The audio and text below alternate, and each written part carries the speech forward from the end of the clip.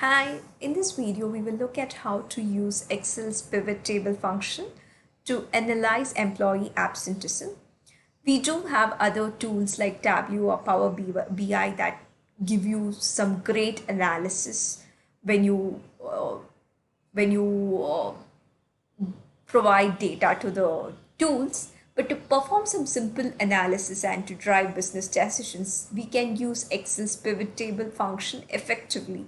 So pivot table is a useful aspect, and here we are planning to explore the pivot table function.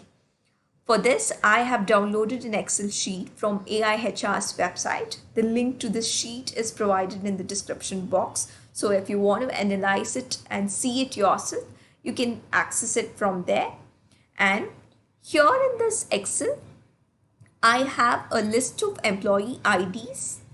So here in the column 1, I have the employee IDs. You might see that the employee ID gets repeated. That's because a same employee may be absent for different reasons during different months or different season. So you have other relevant details in various columns like reason for absence, it is coded, and month of absence, day of the week, and other details. We will just look at the employee ID and the last column, which is the absenteeism time in hours, and see how each employee's absenteeism looks like.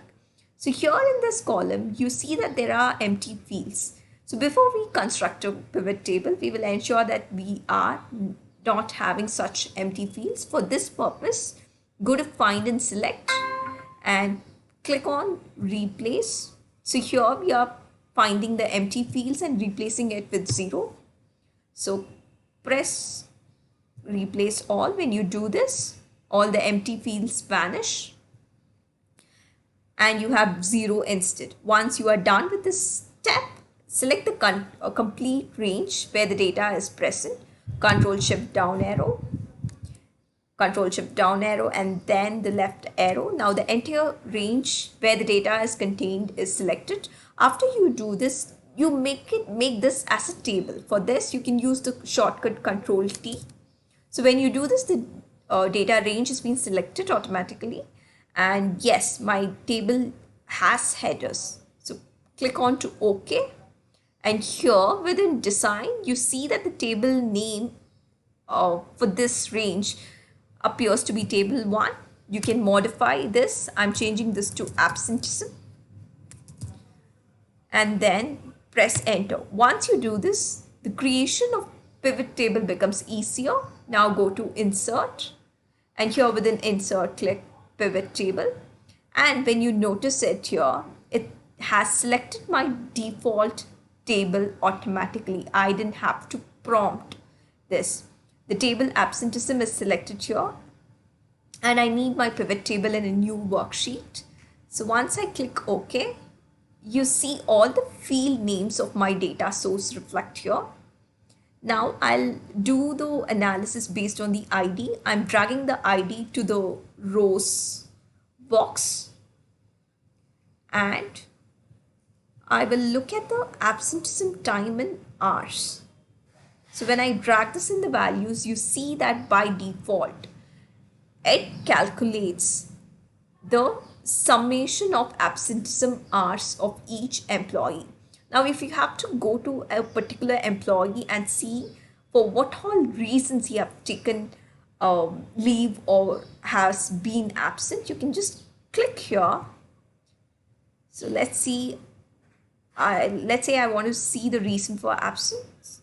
So when I click this, I'll get to know the reason for absence here, and the total. How is the split of 121 across various reasons look like?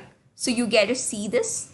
So now I don't want to see the reason for absence. So now I'm restricting the table, the analysis, to only the employee ID and the total number of hours. So let this be the data that I want to visualize. Let me infuse some creativity here. Sorry. So here within home, just select any of the data within the total column.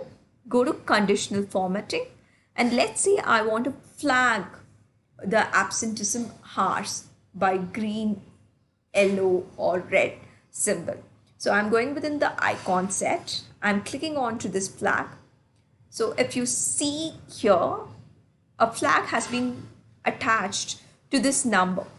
Before we proceed further, I just want this flag to be attached to each of the numbers that is present within the total column. So I'm going here, and so you do see other options. All cells showing sum of absenteeism time and hours values for ID.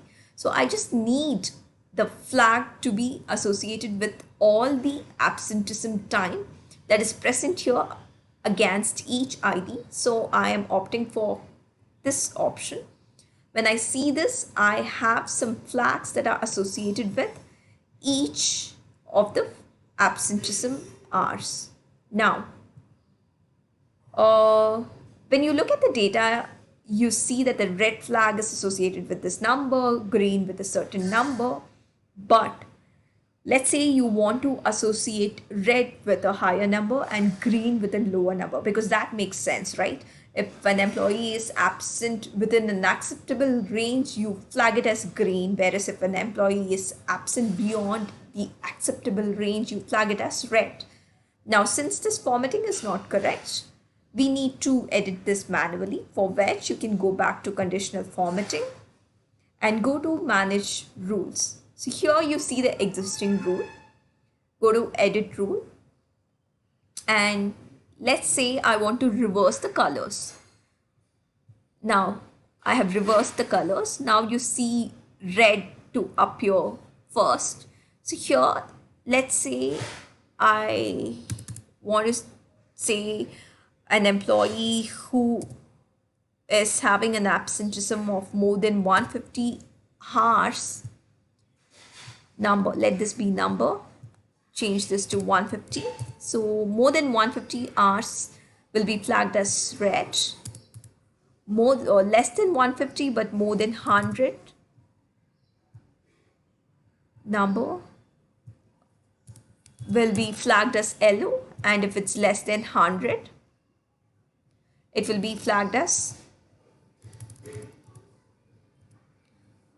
green. So after you do this, press OK and click on to apply, and now you see that there is a change here. All right, now I just want this field to contain only the flag and not the value against this. How am I to do that? So before I do this, let me create another instance of absenteeism time within the values. Now you see two instances, one with the flag and one with only the value. Now here I will remove all the values and I'll show only the flag, so the appearance is presentable. So I go to conditional formatting once again, go to manage rules, click on to the edit existing rule, and here within this I can press the show icon only. When I do that and press apply, you will see that only the flags appear here and the absenteeism time and hours is given in the next column. So I can edit this and remove this too. So here you go. So you have only the flags here. You can also edit this and say flagged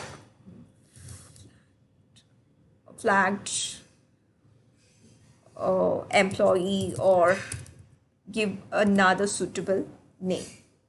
So here you go. Now you have the IDs, you have the flags associated with the absenteeism and the hours of absenteeism. Now as you scroll down, you will realize that even though you clicked on to show icon only, the grand total is still being displayed here. So how to remove this? So there is a shortcut. What you can do is, you don't want this to be shown. So you can go to right click, go to format cells, and within format cells go to custom. Within type, instead of general, press 3 semicolon. So when you do this, this disappears. So that's the shortcut. So wherever you want the numbers to disappear, you can use this aspect. Right click, go to format cells, go to custom, and there you press 3 semicolon. And here you have a decent, nice data that you can present to management or line managers for analysis. You can just copy this and paste it in a new sheet without any pivot. So here you go. Hope this video helps.